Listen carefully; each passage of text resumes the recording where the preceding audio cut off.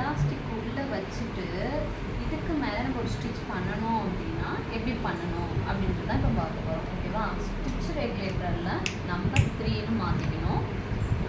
Stitch ஆமாம், கொஞ்சம் distance stitch வரும். இப்போ ஃபிட் பண்ணிக்கிறோம். ஃபிட் பண்ணிவிட்டு இப்படி லூஸாக இருக்குது, இது வந்து லூஸாக இருக்குது, உள்ள எலாஸ்டிக்கு இதுவாக இருக்குது. இப்போ இப்படி இழுத்துட்டோம்னா அப்படியே சுருக்கமாக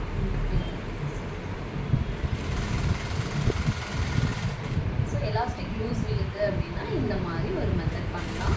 பட் நம்ம நியூவாக ஒரு பேண்ட் ஸ்டிச் பண்ணுறோம் அப்படின்னா கூட நம்ம எலாஸ்டிக் வந்து டைட் பண்ணுறதுக்கு ஈஸியாக இருக்கும். ரெடிமேட் ட்ரெஸ்ஸஸ் மாதிரி நம்மளே ஸ்டிச் பண்ணிக்கலாம்.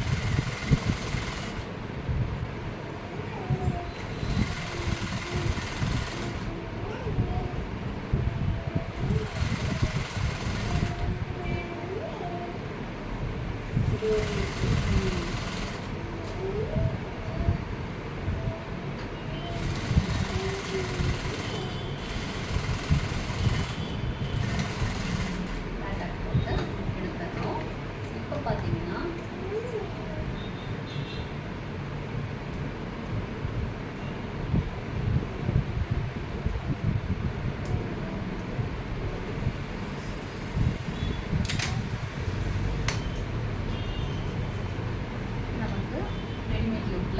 வந்துருச்சு.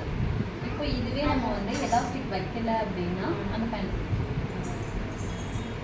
இப்போ எலாஸ்டிக்கில் வந்து நம்ம சென்டரில் வந்து இப்போ ஸ்டிச் போடலைன்னா இந்த மாதிரி இருக்கும். அதே நம்ம இப்போ ஸ்டிச் போட்டதுக்கப்புறம் இந்த மாதிரி இருக்கும்.